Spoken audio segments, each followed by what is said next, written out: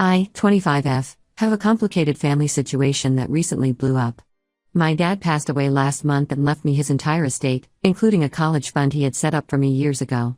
Now my half-sister Michelle, 19F, and stepmom Deborah, 45F, are demanding I split it with Michelle since she's starting college soon. This whole situation has made me question everything about our family dynamic over the years. For context, my parents had what started as a happy marriage but fell apart when I was young. My mom was a teacher and my dad worked in finance. They met in college and married right after graduation. I was their only child and for the first few years everything seemed perfect.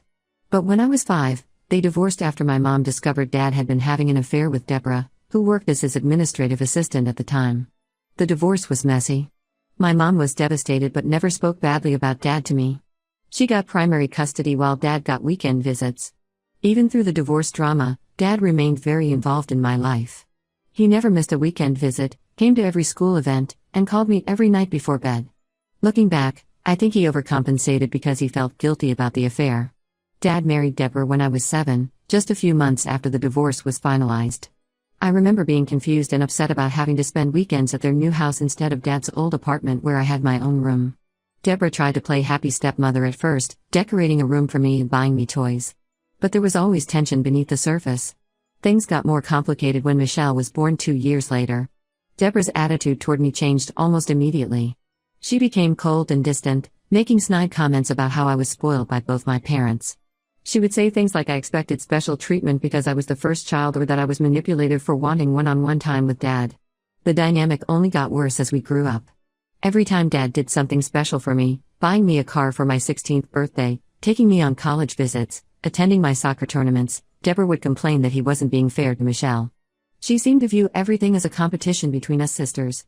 Dad had set up my college fund right after I was born, contributing to it monthly even after the divorce.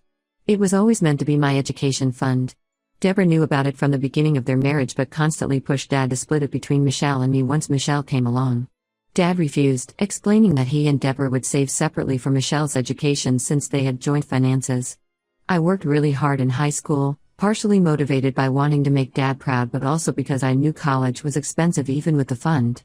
I ended up graduating as valedictorian and got a full academic scholarship to my dream school. Dad was overjoyed and told me to keep the college fund for graduate school or a future down payment on a house. Deborah's reaction to my scholarship was telling. Instead of being happy for me, she immediately started pressuring Dad to transfer the money to Michelle since I didn't need it anymore. Dad again refused, saying the fund was my safety net for the future. This caused huge fights between them that I would overhear during weekend visits. Last year, Dad was diagnosed with aggressive pancreatic cancer. He declined rapidly despite treatment. Deborah immediately started pushing him about his will, arguing that everything should be split equally between Michelle and me. She claimed it was only fair since she had given up her career to be a stay-at-home mom. Dad stood firm that he had already provided well for both Deborah and Michelle during their marriage. As Dad got sicker, Deborah tried taking control of his finances. She attempted to add her name to his accounts and even tried getting power of attorney when he was in the hospital. Thankfully, Dad's lawyer blocked these attempts. Dad confided in me that he was worried about Deborah trying to take everything once he was gone. Dad passed away 4 weeks ago. The will reading was yesterday and it revealed he left his entire estate to me, the house, his investments, savings, and my college fund, which has grown to about $180,000. Deborah completely lost control, screaming that I was a greedy bitch who was stealing from my sister. Michelle broke down crying about how unfair it was that I got everything when I had already had my college paid for while she might have to take out loans. Deborah has been harassing me nonstop since then. She's texting constantly about how I'm destroying our family and depriving my sister of an education. Michelle wrote this long dramatic post on Facebook about how I'm hoarding money I don't even need while she might have to drop out of her dream school. They're both acting like I'm somehow obligated to fund Michelle's education when Dad had 19 years to set something up for her if he wanted to. My mom supports my decision to keep the inheritance. She says Deborah is just angry she can't control Dad's money anymore and that Michelle isn't entitled to funds specifically set up for me. But several family friends are saying I should help Michelle with school since she's my sister and Dad did raise her too. I do feel bad that Michelle is struggling with college costs. But I also feel like Deborah had plenty of time to save for her daughter's education instead of relying on getting access to my college fund. Dad was very clear about wanting me to have this money for my future. The fund was set up specifically for me long before Michelle was even born. Deborah keeps bringing up how she gave up her career to raise Michelle and help with me on weekends. But that was her choice. Dad never asked her to quit working. And she enjoyed a very comfortable lifestyle during their marriage since Dad made good money. She had nearly 2 decades to plan for Michelle's education. So I'd for refusing to share the inheritance, especially the college fund? Should I help my sister even though Dad clearly wanted me to have this money? The whole situation is making me question everything about our family relationships over the years. Update 1: A lot has happened since my last post. The situation has gotten significantly worse, and I'm still trying to process everything I've discovered. After reading the comments on my original post, I decided to try having one final conversation with Deborah and Michelle. I thought maybe if we could talk calmly, face to face, we could reach some kind of understanding. I suggested meeting at a coffee shop, thinking a public place would keep everyone civil. Deborah insisted we meet at her house instead, claiming she had important documents to show me. Against my better judgment, I agreed. I should have known something was wrong when I arrived and saw an unfamiliar car in the driveway. As soon as I walked in, Deborah introduced me to her lawyer, Mr. Anderson. She had ambushed me with a legal meeting without warning. They had papers spread out on the dining table and launched straight into pressuring me to sign a document. The agreement they presented would have split everything 50-50 between Michelle and me.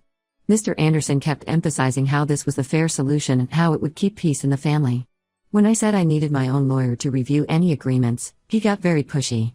He started implying that things could get messy if I didn't cooperate, saying courts often favor minor children in inheritance disputes even though Michelle is technically an adult. That's when Deborah dropped the bomb: they're planning to contest Dad's will. Her lawyer claims Dad wasn't mentally competent when he made his final updates last year due to his cancer and pain medications. They're arguing Deborah should have been given power of attorney to make financial decisions. The lawyer even suggested I had somehow manipulated Dad into changing his will in my favor. I was so angry I almost walked out. Dad was completely lucid until the final 2 weeks. He was still working from home and managing his own affairs up until a month before he died. The only reason Deborah didn't get power of attorney was that Dad explicitly told his doctors and lawyers he didn't want her having that control. After that disastrous meeting, I went to Dad's house to start cleaning out his home office before the estate sale. That's when I found evidence of what Deborah and Michelle had really been up to. Dad's laptop was still there, and he was logged into his email. I know I probably shouldn't have looked, but something told me to check his messages. I found an email chain between Deborah and Michelle from 6 months ago, while Dad was going through his second round of chemo. They were actively plotting ways to get access to his accounts. Deborah was coaching Michelle on how to guilt Dad about college costs to convince him to add Deborah's name to his accounts just in case something happens. There were dozens of messages complaining about me being Daddy's favorite and how unfair it was that I had a college fund while Michelle didn't. But what really made me sick was finding proof that Deborah had been stealing from Dad while he was sick. I found bank statements showing large transfers to an unknown account, $5,000 here, $10,000 there, adding up to almost $50,000 over his last few months. When I confronted Deborah about this, she claimed she was moving money to a college fund for Michelle. But she couldn't provide any proof of where the money actually went. Looking deeper into their financial history, I discovered Deborah has barely worked since marrying Dad. She quit her administrative job right after their wedding, claiming she needed to be home to help take care of me on weekends. But I was already 7 and pretty self-sufficient. She just didn't want to work. She's been living off Dad's income entirely for the past 15 years, making no effort to save for Michelle's education or her own future.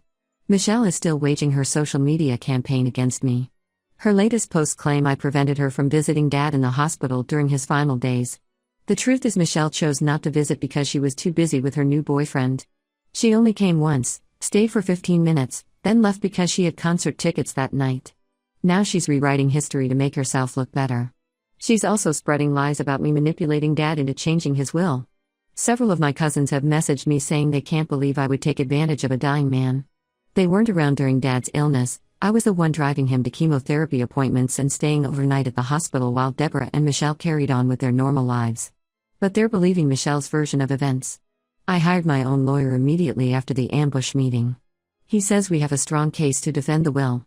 Dad made the updates through his own longtime estate attorney, who documented everything carefully, including having a doctor certify Dad's mental competency. We should be able to prove he knew exactly what he was doing. But this fight is absolutely destroying what little family relationship we had left. Finding those emails showed me who Deborah and Michelle really are. They were plotting to steal Dad's money while he was fighting for his life. I don't think I can ever forgive that level of betrayal. My mom was right about Deborah all along. She wasn't jealous of my relationship with Dad, she was jealous of not having total control over his money. Now that she's realizing she'll have to actually support herself and Michelle, she's panicking and trying to take what she can get. The court battle is just beginning, but I'm done with trying to maintain any kind of relationship with them. Dad warned me this might happen. In one of our last conversations, he told me to be strong and not let them manipulate me after he was gone. Now I understand exactly what he meant. Update 2: The legal battle has been exhausting, but we finally had a major breakthrough in court last week. What started as Deborah contesting Dad's will has turned into a much bigger investigation of long-term financial fraud. After our last confrontation, Deborah and Michelle went silent for a few weeks. Then suddenly they had a new, more aggressive legal strategy. They started claiming Dad had verbally promised to pay for Michelle's college and that Deborah had witnesses who could testify about these promises. They even produced a letter supposedly written by Dad mentioning splitting the college fund, though my lawyer immediately questioned its authenticity. My lawyer decided to dig deeper into their finances. When we subpoenaed Deborah's bank records, what we found was shocking. Remember that mysterious account where the stolen $50,000 went? It turns out it's an offshore account in the Cayman Islands that Deborah opened just 3 months after marrying Dad. For the past 15 years, she's been systematically stealing from their joint accounts. She would transfer small amounts regularly, usually under $1,000 so it wouldn't raise red flags. She also skimmed cash from their household expense account, claiming things cost more than they did and pocketing the difference. The total amount she stole over the years is staggering, more than $300,000. Deborah tried claiming this was an emergency fund she set up because Dad was controlling with money. But her own bank records prove otherwise. The money wasn't sitting untouched in savings. She spent it on luxury shopping sprees, expensive spa treatments, and secret vacations with Michelle that Dad knew nothing about. While Dad was working hard to provide for everyone, Deborah was secretly stealing and splurging on herself and Michelle. The most devastating discovery was about Deborah's lawyer, Mr. Anderson. My lawyer found emails between them dating back to 4 months before Dad died. They weren't just discussing legal strategy, they were having an affair. They met when Deborah started planning how to contest the will, back when Dad was still alive but very sick. Their emails are absolutely disgusting, joking about how they'd spend the old man's money once they won the case and planning romantic getaways for after everything was settled. But the real shock was learning about Michelle's involvement. She wasn't an innocent bystander, she was actively helping Deborah cover her tracks. We found text messages showing Michelle would distract Dad when Deborah needed to search his office for financial documents. She helped hide bank statements and even acted as a lookout while Deborah went through Dad's papers looking for account information. When Michelle was 16, Deborah started giving her secret credit cards linked to the offshore account.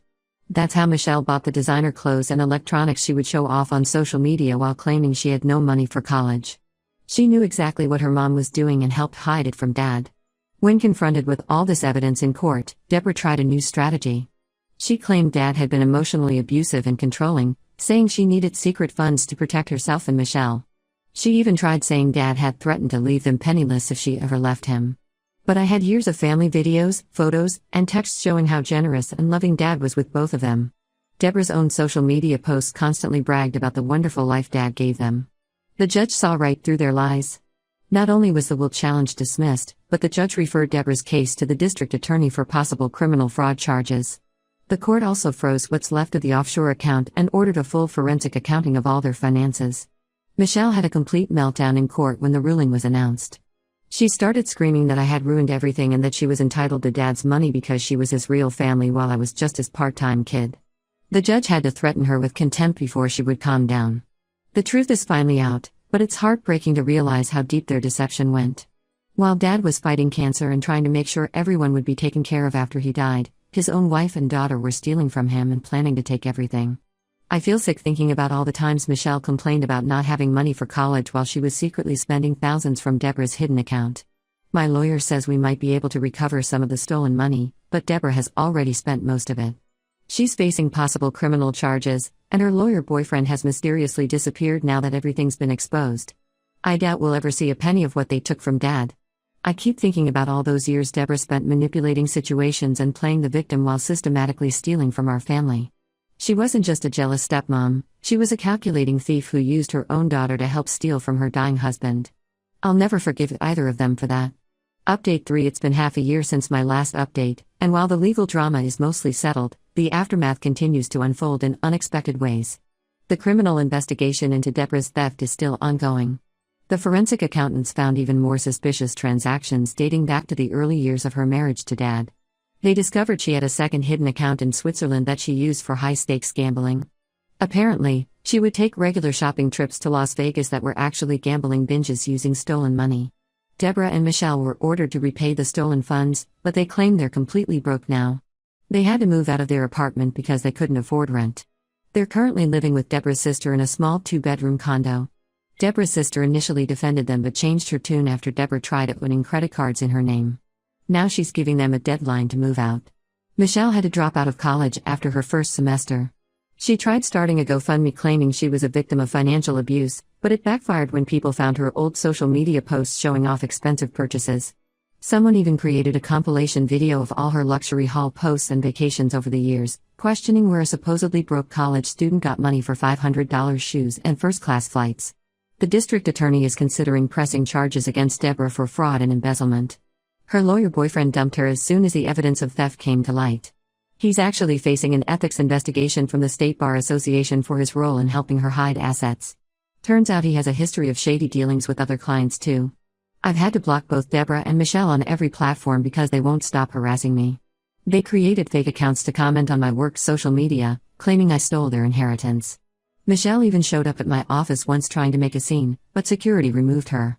She's now telling people I got her fired from her part-time job by calling her employer, which never happened.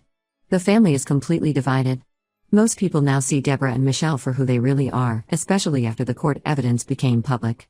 Several family friends have apologized for initially taking their side. My mom's cousin, who used to defend them, recently sent me all the manipulative messages they've been sending her trying to get her to pressure me about the money. I used part of the inheritance to buy a small house near my job, nothing fancy, just a modest 2-bedroom that needs some work. Deborah somehow found out and started telling people I bought a mansion with her money. The reality is I'm being very careful with the inheritance because I want to honor Dad's wishes. The college fund remains untouched. I'm saving it for my future children's education, just like Dad did for me. Sometimes I find myself getting angry thinking about how they took advantage of Dad's generosity for so many years. He worked so hard to provide a good life for everyone, and they repaid him by stealing and plotting against him while he was dying. But I'm trying to focus on moving forward and living a life that would make him proud. My mom says the best revenge is living well, and she's right. While Deborah and Michelle continue to scheme and blame others for their problems, I'm building a stable life and career. I've started volunteering at a cancer support center where Dad received treatment, trying to help other families going through what we did. I still feel waves of sadness about losing my sister, but the truth is I lost her long before Dad died. The person Michelle became under Deborah's influence, someone who could help steal from her dying father while pretending to love him, is a stranger to me. Some relationships aren't worth saving, and sometimes the healthiest choice is to let go completely.